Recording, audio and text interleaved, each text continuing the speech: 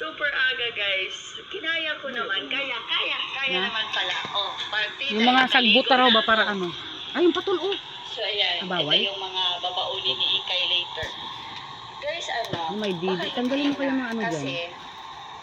mag-aasawa na si Peps. So, natatamaan syempre, yung pag mga ano. ikakasal ka, focus ka sa family mo. Yung feeling ko guys, hindi na. Kasi, yung mga bata natuto naman. Walang hugasan. So, kanya-kanya kami ng gawain sa bahay. Nakatoka kami, kanya-kanya. So, baka hindi na, guys. So, we'll update nyo na lang kung ano. Pero, nasa 90% or 80% baka hindi. So, hi, gang. Good morning. Loyalty for me is being contented.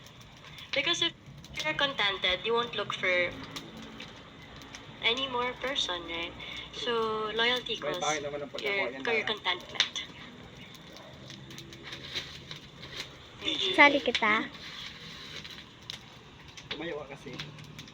Ayan, sakop naman na. Alam mo sinong pinaka-loyal? Yung aso ko, si Summer.